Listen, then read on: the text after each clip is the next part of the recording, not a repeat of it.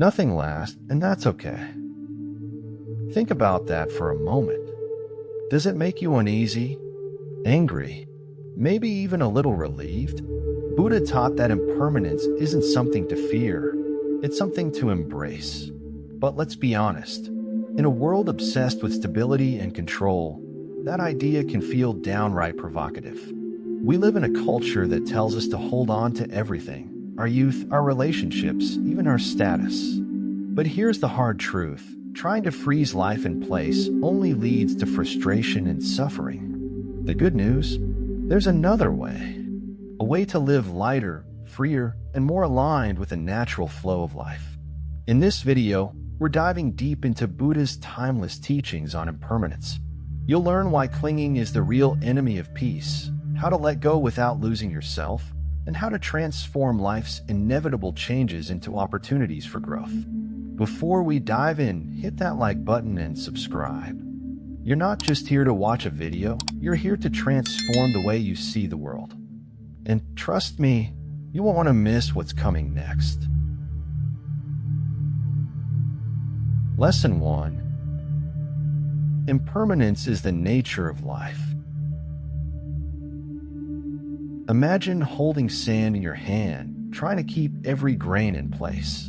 The tighter you squeeze, the faster it slips away. That's life.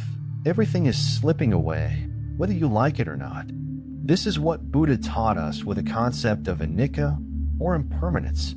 It's not a punishment, nor a curse. It's simply the way the universe works. Yet, many of us live as if we can outsmart this universal truth. Spoiler alert, we can't. Think about it. How much time do people waste trying to preserve what cannot be preserved? We cling to youth with anti-aging creams and surgeries. We obsess over relationships staying exactly as they were on day one. And we agonize over the inevitable changes in our careers, bodies, and even the seasons. But here's the catch. This clinging only creates suffering. Buddha's wisdom invites us to let go, not in a give up on life kind of way, but in a live with awareness kind of way. For instance, if you know that a flower is going to wilt, doesn't that make you savor its beauty more? In the same way, recognizing that nothing lasts forever makes every moment more precious. Here's something practical. Reflect on the transient things in your life. Start small. Take a look at a photo album and notice how the faces, places, and even your own smile have changed. This isn't meant to sadden you, but to remind you of how far you've come and how much you've grown. Journaling about these changes can also help. Write down 3 things you've lost but are grateful for, and you'll see how they've shaped you into who you are today. And here's a thought to sit with. If we embrace impermanence, does that mean we lose control, or do we actually gain freedom? This question naturally leads us to explore the real culprit behind our suffering, attachment. But we'll get there soon enough. Lesson 2. Attachment is the root of suffering. Have you ever tried to hold on to something so tightly that it hurt? Maybe it was a relationship, a job, or even a memory. The harder you held on, the more it slipped through your fingers, leaving behind nothing but frustration and pain. Buddha saw this pattern in human behavior and identified attachment as the root cause of suffering. Now, attachment doesn't just mean clinging to physical things like money or possessions. It's also the emotional and mental grasping we do, the need for life to fit our expectations, the craving for constant approval, or the obsession with being in control. But here's the kicker. Life doesn't work that way. Change is inevitable, and when we resist it, we only hurt ourselves. Take this example. Imagine you're holding a glass. You love this glass, it's beautiful, your favorite color, and just the right size. But one day, it slips from your hands and shatters. Your attachment to that glass, not the glass itself, is what causes your suffering. If you accepted from the start that the glass was fragile and would one day break, wouldn't it hurt less? In practical terms, this means practicing detachment. Does it mean you should stop caring about things or people? Absolutely not. Detachment isn't about not loving. It's about loving freely, without conditions or expectations. For instance, if you've been feeling weighed down by your career, try reframing it. Instead of seeing your job as your identity, view it as a chapter in your life. Gratitude journaling helps too. Write down 3 things you appreciate about your work, while also recognizing that they may not last forever. And here's the paradox. When you let go of the need to control, you often gain a deeper connection to what truly matters. Curious about how this ties into the illusion of control we cling to? That's exactly what we'll uncover next. Lesson 3. The illusion of stability. Do you ever catch yourself thinking, if I just get that promotion, if I just save enough money, then I'll finally feel secure? It's a tempting thought, isn't it? But let me ask you this. How often does life actually go according to plan? That's the illusion of stability at work. Whispering promises it can never deliver. Buddha taught that stability is a mirage. We crave it in our relationships, careers, and even our health, but the truth is nothing stays the same. Think about it.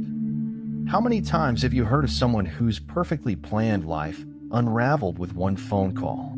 A layoff, a breakup, or a health diagnosis can shake the very foundation we thought was rock solid. Here's the thing. The illusion of stability isn't just deceptive, it's exhausting. We spend so much energy trying to hold the universe still when, in reality, it's always in motion. So, what's the alternative? Acceptance. Not passive resignation, but an active embrace of life's unpredictability. For example, take a moment to reflect on your daily routines. Do you build your happiness on things staying the same? Instead, try anchoring your peace to something unchanging, like your values. Let's say your value is kindness. Whether you're in a stable job or transitioning between careers, practicing kindness can be your constant. Here's another practical tip. Think of life like a dance. You can't predict every step or control the music, but you can stay in rhythm. Learn to adapt, and you'll find that even when the tempo changes, you'll still enjoy the song. Speaking of rhythm, there's a natural flow to life that becomes clearer when we stop resisting it. And wouldn't you know it, Buddha had a term for this effortless alignment. It's time to explore how to flow with life rather than fight against it. Lesson 4. Embracing the flow of life. What if I told you that life isn't meant to be fought against? That every obstacle, every twist and turn is part of a natural rhythm, and resisting it only wears you out? Buddha understood this truth and taught us to embrace life's flow rather than wrestle with it. It's not about giving up, it's about moving with intention and grace. Picture a river. If you try to swim against the current, you'll exhaust yourself. But if you allow the river to carry you, you can conserve energy and still make progress. That's the essence of living in harmony with life's flow. It doesn't mean you shouldn't paddle or steer. It just means you should work with the current, not against it. In practical terms, embracing the flow can look like letting go of rigid plans. For example, say you've been planning a dream vacation for months, and suddenly flights get canceled. Instead of spiraling into frustration, ask yourself, what's the next best step? Could this delay open the door to a better experience you hadn't considered? This mindset isn't just reactive, it's freeing.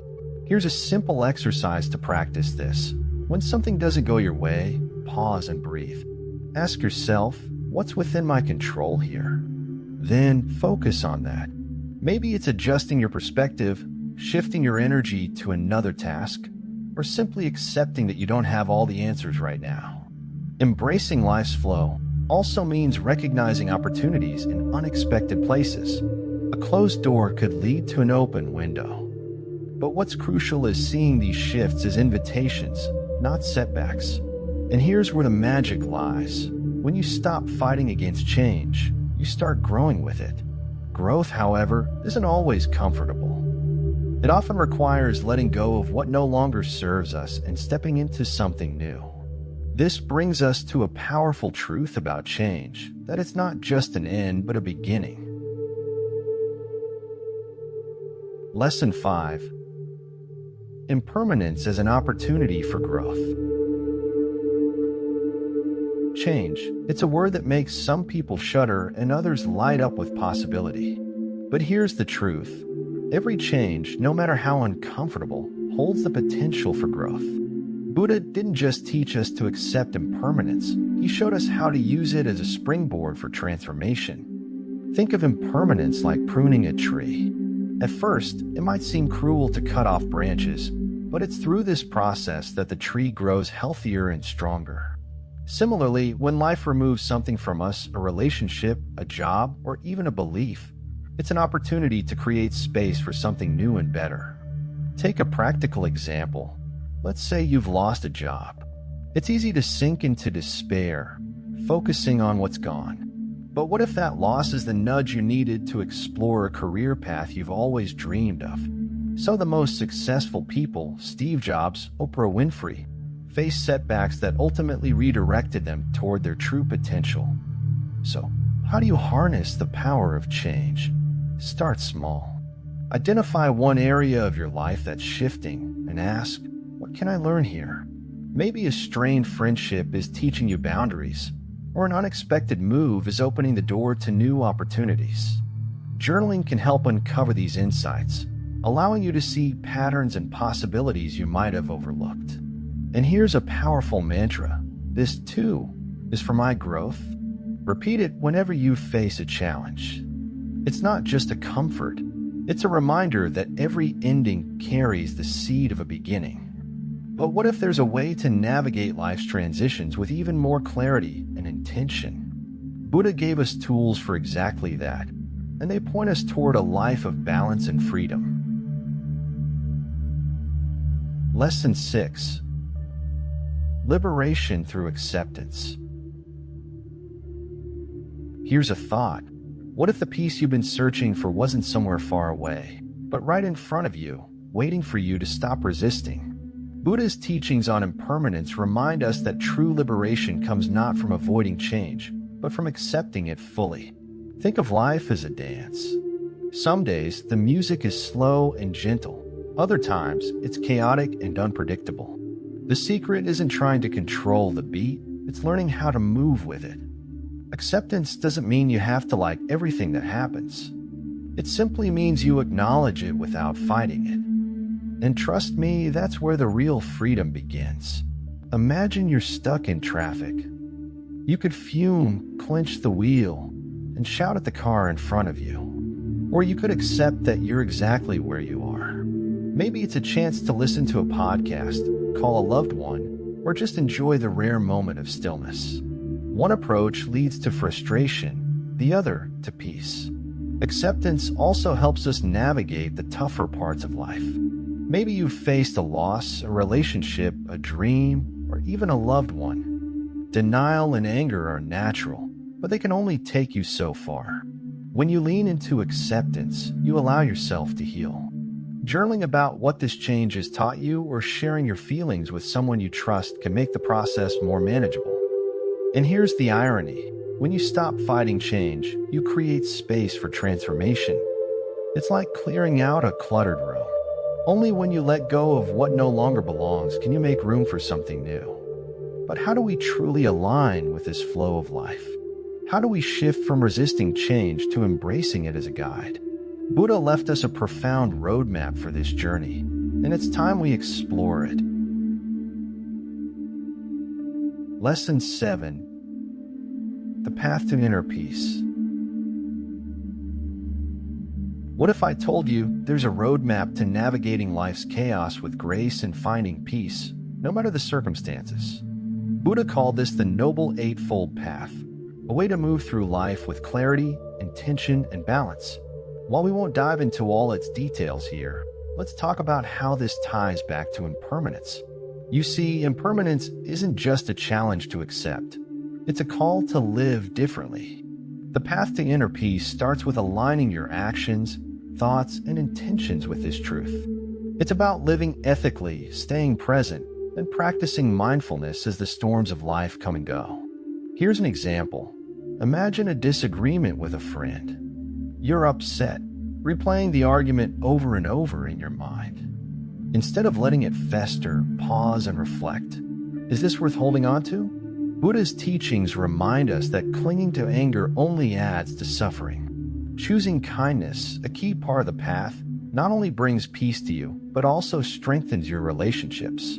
Another practical way to practice this is through mindfulness meditation. It doesn't have to be complicated. Set aside 5 minutes each morning to sit quietly and observe your breath. As thoughts arise, simply notice them and let them pass, like leaves floating down a stream. This small habit helps you anchor yourself in the present, even when life feels overwhelming. The beauty of this path is that it's not about perfection. You don't need to have all the answers or be unshakable in every moment. It's about progress, about taking steps, however small, toward living a life aligned with your values and free from unnecessary suffering. But there's one last piece to this puzzle, one final layer to Buddha's wisdom. It's the deep realization that impermanence isn't just something to accept, it's something to embrace with open arms. Lesson 8. Embracing impermanence fully. Here's the ultimate truth about impermanence. It's not a problem to be solved. It's not something to conquer or escape. It's a gift. Buddha's teachings reveal that when we embrace impermanence fully, we unlock a deeper sense of freedom and joy than we ever thought possible. Think about a sunset. Its beauty lies in its brevity. You watch the sky shift from gold to crimson, knowing that within minutes, it will all fade to black. But does that make it any less breathtaking? Quite the opposite. The fleeting nature of the moment makes it even more precious. This principle applies to everything in life. When you accept that every experience, every relationship, and even your own existence is temporary, you start living with more intention. You stop putting off joy for some imaginary future and begin savoring what's here right now. Here's a practical way to practice this. Cultivate gratitude daily. At the end of each day, list 3 things you're grateful for, things that won't last forever but are meaningful in the moment. Maybe it's the laugh you shared with a friend, the warmth of your morning coffee, or the sound of rain outside your window. And here's another thought. Impermanence isn't just about loss. It's also about possibility.